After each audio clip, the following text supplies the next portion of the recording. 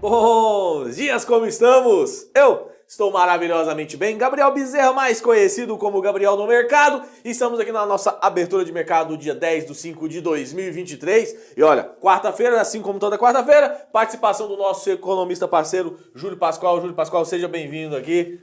Como é que você está? Bom dia, tudo bem? Grande prazer poder falar novamente com vocês. Muita coisa acontecendo aí, principalmente cenários nacionais, cenários internacionais.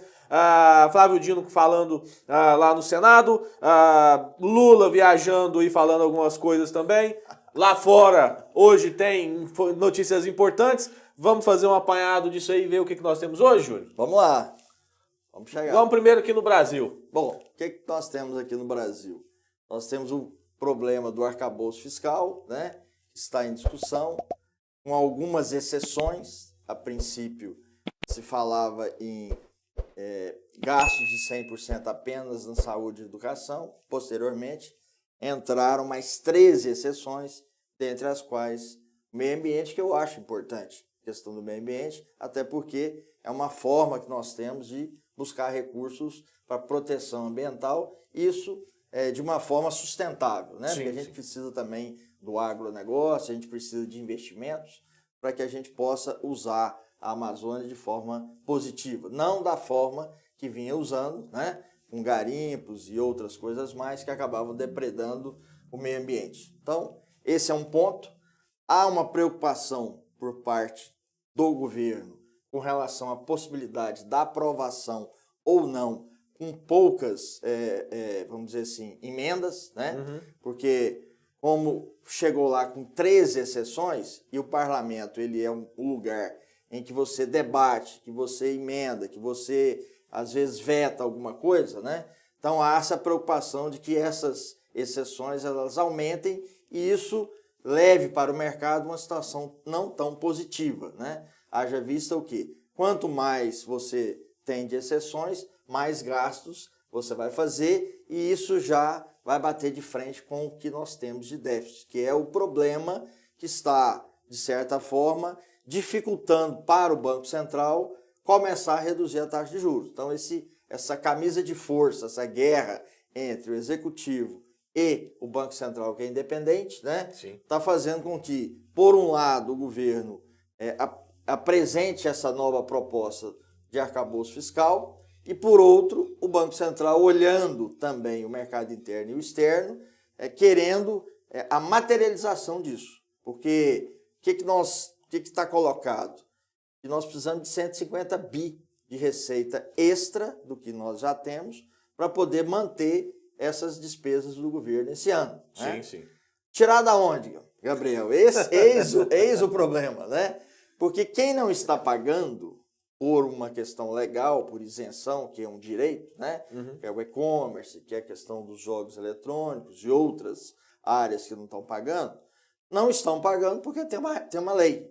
E essa isenção fiscal, ela soma, me parece, 400 bilhões de reais, que não é pouca coisa, né? Qualquer um que for entrar para pagar, obrigado, vai judicializar.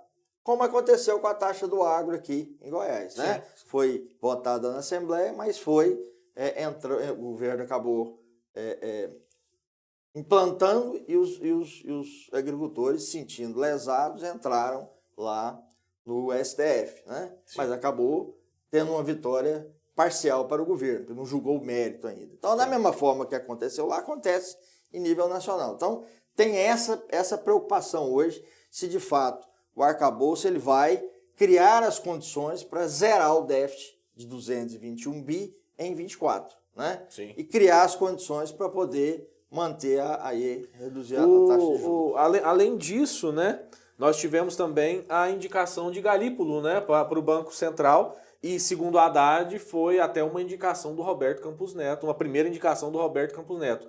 Como que o governo, como que você acha que o governo vai recebeu isso, né? Aliás, o governo não, os investidores, o mercado recebeu isso. E o que você acha sobre essa indicação? Não, o mercado recebeu bem, até porque há um bom relacionamento do Galípolo com o Campos Neto e a equipe dele, né? Então ele transita bem dentro do governo, ele tem a aprovação do governo e tem a aprovação do mercado. Como a diretoria que ele assume é a mais importante, tudo indica que ele será o sucessor do Campos Neto. Então, o que vai depender agora é da aprovação ou não dele e de um outro economista, me parece, para lá no Senado. O que muda? O que pode mudar? Né?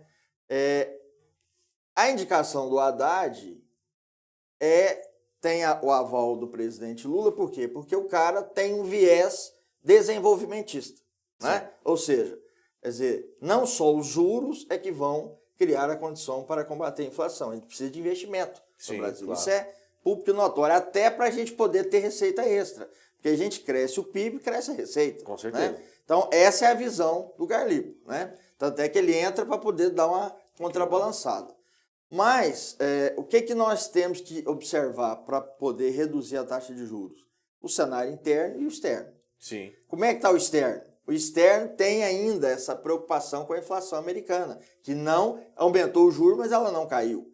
Então, essa possibilidade ainda desse juro americano passar de 5 para 5,25, e como não há uma data exata, isso cria uma instabilidade no Brasil e no mundo. Porque as empresas, elas sentem segurança em aplicar em títulos americanos, né? E principalmente em dólar, mesmo que a taxa de juros seja menor do que aqui.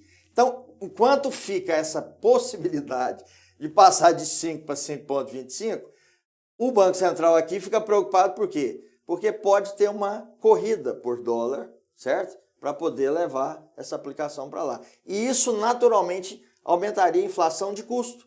Porque como grande parte das nossas empresas aqui dependem de algum componente importado em dólar, aumentando o valor do dólar, depreciando o real, automaticamente se aumenta o custo operacional. Então, isso implicaria um processo de inflação de custo que seria repassado para o varejo.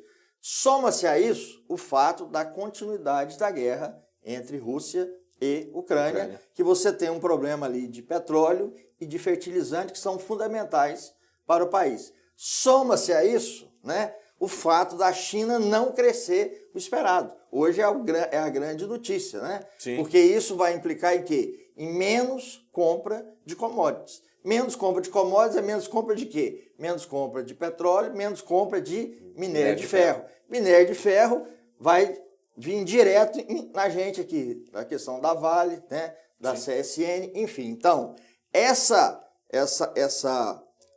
desenvolvimento da China abaixo do esperado pelo mercado internacional pode também criar um ponto de desequilíbrio nos países que fornecem mais commodities. Então você tem esse cenário, Ásia, Europa e América do Norte, né? Que é o cenário externo. Soma-se a isso vamos dizer assim, a incerteza quanto à questão do arcabouço, e um ponto do arcabouço que está sendo, que o mercado fica também preocupado, e aí entra essa questão do Garlipo, é a penalização, quer dizer, o não cumprimento das metas colocadas, haverá ou não penalização para o presidente ou para o ministro da Fazenda. A oposição está jogando o quê? Se não tiver penalização, vai ser o quê? Tipo uma abertura para gastar. Sim. Quanto mais se pensa em gastar, mais preocupa o Banco Central, entendeu? Então, Entendi. assim, o Garlipo vai ficar numa saia mais justa do que o Campos Neto, porque ele vai ser indicado pelo presidente Lula e pode ser que em agosto, quando ele for tomar posse, agosto ou setembro do ano que vem, o cenário não esteja favorável a uma retração menor do juro, e isso pode criar um problema ainda maior. Semana passada nós tivemos ali, a nossa taxa de Selic foi mantida em 13,75, né? A expectativa ainda é que ela se mantenha pelo menos até o segundo semestre desse ano, aí depois vão começar a ver, especular uma queda ali, não uma queda de uma vez, né, Júlio? É uma coisa 0,25, testando. Para quem está nos vendo, para entender, qual a ligação do arcabouço fiscal com a taxa de juros? É simples. O Brasil hoje tem uma economia que está praticamente atrelada em dívida. Sim. Ou em relação dívida-receita, na faixa de 79%, ou em relação dívida-PIB, na faixa de 75%. Então, você tem pouca margem de manobra. Uma carga tributária super elevada, 35% do PIB, e uma despesa com dificuldade de cair. Quem financia o gasto público? Os títulos que o governo põe no mercado para poder ajudar a cumprir com as suas obrigações. Esses títulos são remunerados com a taxa Selic. Então, para que a taxa Selic possa reduzir, principalmente no curto prazo, o que o governo tem que fazer? Depender menos dela. Então, quanto menor for o meu déficit, menos eu terei que colocar título no mercado para buscar essa ajuda. Consequentemente, eu empurro a minha dívida para o médio e longo prazo. É onde eu vou ter condição de reduzir a taxa de juros. Enquanto a minha obrigação ficar no curto prazo e eu tiver um déficit fiscal muito grande, quem vai comprar título vai comprar com medo de não receber o principal. Então o cara quer o quê? 3,75 pode até que esteja baixo para ele. Por quê? Ele vai ganhar, ele vai assegurar o ganho dele no juro, né? Não sabendo se pode receber o principal. Esse é o grande problema. Então, o governo precisa alinhar, não quer dizer que ele vai ter que gastar igual nós. Nós ganhamos, por exemplo, 5, nós temos que gastar no máximo até 4. Não é igual a casa do cidadão, mas o governo também não pode ter um déficit muito grande que o mercado olhe para ele e veja, ele não vai pagar. Então ele vai exigir taxa de juros cada vez maior. Então, por isso é que o Campos Neto, voltando no Campos Neto, no próprio Garlipo depois, né, que o Banco Central fica reticente com essa questão da taxa de juros. Quer dizer, até que ponto essa materialização do arcabouço vai me dar os 155 de receita extra que vai permitir que eu zere o déficit em 2024. Quer dizer, será que isso se materializa ou não? Aí é que está o problema, porque se não se materializar, mais títulos terão que ser colocados, a dívida continua no curto prazo e a taxa de juros não vai reduzir, como a gente imagina. Principalmente na gestão do Garlipo, que vai passar uma situação complicada por ter sido colocado pelo presidente Lula. Bacana. Galera, 13 espectadores, só 5 gosteios, vamos dando like aí, vamos nos ajudando. Fábio Bispo, bom dia, Gabriel, bons dias, bom dia, professor Júlio, bom dia, Fábio. Bom dia, galera do GoInvest, bom dia, Felipe, Jani Rodrigues, bons dias para você também, Jani. Seguinte, lá fora nós tivemos lá nos Estados Unidos reunião de Joe Biden com o presidente, né, Joe Biden lá nos Estados Unidos, com os congressistas afirmando, nós não vamos dar calote, vamos pagar todas as dívidas. O mercado americano deu uma aquecidinha, porém falaram o seguinte, nós vamos pagar, mas não quer dizer que nós iremos diminuir taxa de juros por agora. E esse fato nos Estados Unidos de manter a taxa de juros elevada, por que está criando um ponto de desequilíbrio no setor financeiro? Porque, historicamente, a inflação americana não passou de 1,5%. Então, a taxa de juros que remuneram os ganhos dos bancos era por ali, entre 2% e pouco. Com a subida dos juros, muitos bancos perderam essa rentabilidade. Então, sim, aquilo que você está ganhando não paga o juro que você está pagando, né? Então, por isso que eles acabaram entrando numa situação complicada. Mas não é só lá, não. Estava vendo hoje no Valor Econômico que um grupo de empresas grandes aqui do Brasil estão vendendo ativos para poder pagar dívida.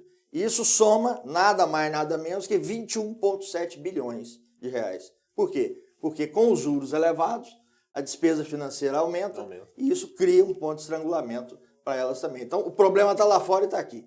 Eu vi Marco Avelino, bons dias, Marco Avelino, um abraço. Esquece do like não, galera. Eu vi umas notícias ontem, um pessoal meio que... os que são extremamente pessimistas, né, Júlio? Uhum. Falaram o seguinte... haverão mais quebras de bancos lá nos Estados Unidos. Você acredita? Acredito, por quê? Porque o mercado americano bancário, ele não é tão rígido quanto o nosso aqui. Por que nós não sacudimos em 2008, nem em 2018 e nem agora? Porque lá atrás, muito criticado na época, Fernando Henrique reestruturou o sistema financeiro nacional. Fechou os bancos estatais que vinham com problemas de déficits históricos e fechou outros bancos privados que também não conseguia trabalhar no azul, vamos dizer assim. Uhum. E aqui no Brasil, todos os bancos eles têm que fechar diariamente no positivo. Quando eles não fecham, eles têm que fazer uma operação interbancária através do CDI, né, para poder zerar aquele déficit, mesmo que o correntista não pagou, para poder prestar conta diariamente com o Banco Central. Então é muito rígido a coisa aqui. Lá não. Lá é solta. E lá, diferente daqui, os bancos não são nacionais. Aqui, por exemplo, você tem o Bradesco que atua no Brasil inteiro. Lá não, o banco SUV, por exemplo, lá que teve SVB, que teve problema, ele atua no estado. Então você tem bancos regionais, né? Assim como era o BEG aqui. Então é mais fácil de você atuar como governo no sentido de cobrir. Mas lá a exigência não é igual aqui. Tanto é que em 2008, aquela crise do subprime, né, do mercado imobiliário, quer dizer, a exigência para financiamento não é igual aqui. Então lá você tem uma flexibilidade maior de endividamento. Se cai a renda, você não consegue cumprir com aquela obrigação, você tem uma perda em cadeia. E isso gera um problema sério. Então lá ainda pode sim acontecer alguma outra situação, tendo em vista o quê? Que a taxa de remuneração histórica é menor e a taxa de juros hoje está bem acima. Então quer dizer que a gente está um pouco mais tranquilo em relação a essas quebras bancárias. Não, nisso aí a gente está. Beleza. Vamos lá fazer o giro aqui como que está lá na Europa. A maioria dos países europeus, todos ali trabalhando muito próximo do 0 a 0. Inglaterra, França, Alemanha, Holanda ali 0,1, 0,2% de queda. Portugal 0,03 de alta e o restante ali também pouco negativo ali, aguardando notícias que vocês verão já aqui comigo no Go Invest. Japão fechou 0,41% de queda e China fechou 0,15% de queda. Futuros lá fora, Dow Jones, S&P, Nasdaq é a bolsa de tecnologia americana, também todos trabalhando ali muito próximo do 0 a 0, também aguardando notícias. Quem for operar, muito cuidado aí com as notícias que virão, tá bom? Petróleo Brent trabalhando nesse momento, última cotação 8,54, 0,85% de queda. E minério de ferro lá em Dalian, sua última cotação foi às 4 horas da manhã, 0,28% de alta. Vamos tomar cuidado, beleza? Vamos lá para o nosso calendário econômico. Esse hoje não é uma super quarta, mas eu vou falar para vocês, meus amigos. O trem não tá muito bom, não.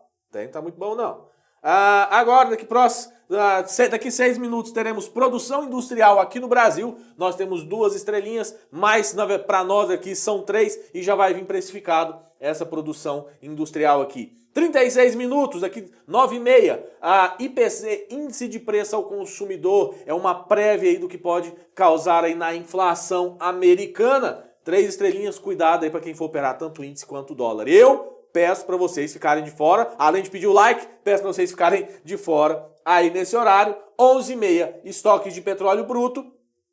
E depois, aqui no Brasil, confiança do consumidor e fluxo cambial estrangeiro às 14h30. Então, vamos tomar muito cuidado aí nesses períodos para você não ser violidado, para você não perder seu capital aí. Luiz Carlos Nunes dos Santos, bons dias, galera, bons dias, Luiz, brigadão aí, vamos dar um like. Bárbara de Paula, bons dias a todos. Flávio Costa Curta, bons dias, queridos, valeu demais, Flávio, brigadão. Tem mais alguma coisa, Júlio? Não, só colocar o seguinte, o Brasil é um caso inusitado, né? Porque lá nos Estados Unidos a taxa Selic, teoricamente, está 5%, está tendo todo esse imbróglio lá. Aqui, 13,75%.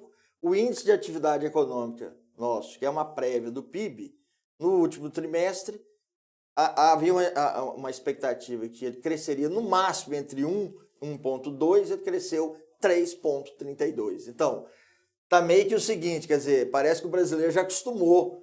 Primeiro, conviveu com inflação muito alta, né? Sim. Na década de 80 até 90, nós chegamos a 2.000% de inflação. Então, quando a gente chega em 2 dígitos, a gente fica assim meio triste, mas não apavora tanto, né? E a questão do juro, tá alto? Tá, mas como que esse índice de atividade econômica cresce 3,32 com a taxa Selic de 13,75? Isso é Brasil! Coisas para a gente ficar pensando, né? Quer dizer, há um grupo de empresas que está se beneficiando do momento atual. Então, elas estão realmente investindo, seja para exportar, seja aproveitando até o mercado interno, e há um grupo de empresas que tem dificuldade. Então, talvez isso explique esse crescimento bem acima do esperado. Se nós tivermos no segundo trimestre um crescimento similar a esse, nós podemos ter um PIB bem melhor do que nós estamos imaginando. Na faixa de 1,5%, 2%, nós podemos crescer 2%, 2,5%, 3%, que seria muito bom para o país e bom para o governo, porque aí a receita extra viria com o crescimento do PIB. Né? Entendi. Gente, é o seguinte, nós tivemos uma grande alta ontem no nosso Ibov, né?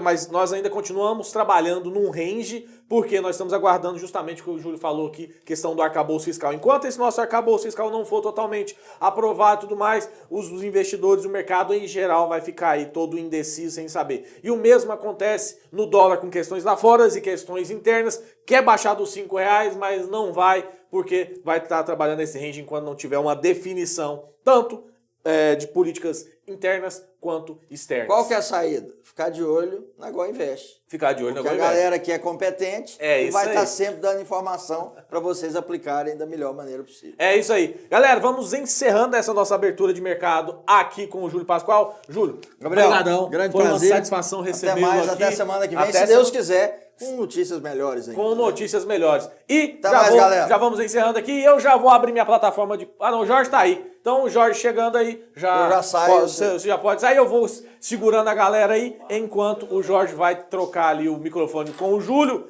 E eu vou ficando com vocês aí, beleza? Lene Veiga, bons dias, grandes esclarecimentos. Exatamente, Lene. O Júlio é um cara excepcional aqui, tem essa visão macro, que nós como traders temos uma visão às vezes um pouco mais fechada, um pouco mais enviesada, e aí quando vem ele aqui, vem uma visão um pouco maior, um pouco macro, aí a gente consegue ter um entendimento melhor, beleza? Então, para nós aqui do GoInvest, tanto nós apresentadores, quanto para vocês, acredito que seja aí uma situação bem bacana. Estamos falando de 8h59, eu não vou abrir meu profit não, vai demorar, e o Jorge tá só trocando o microfone aí. 2 minutinhos, galerinha, vamos conversando aí. Então, cuidado com vocês aí no CPI, no Índice de Preço ao Consumidor lá nos Estados Unidos, deve movimentar esse mercado, já que o payroll não movimentou tanto, né? Não movimentou tanto, então vamos ficar de olho aí, tá? Jorge já está chegando. Vamos que vamos. Vou sair.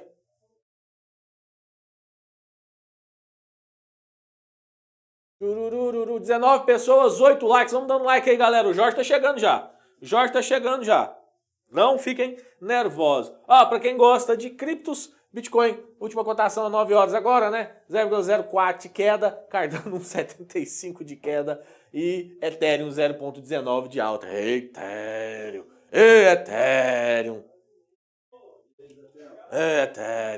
E aí, Jorge? Pera aí.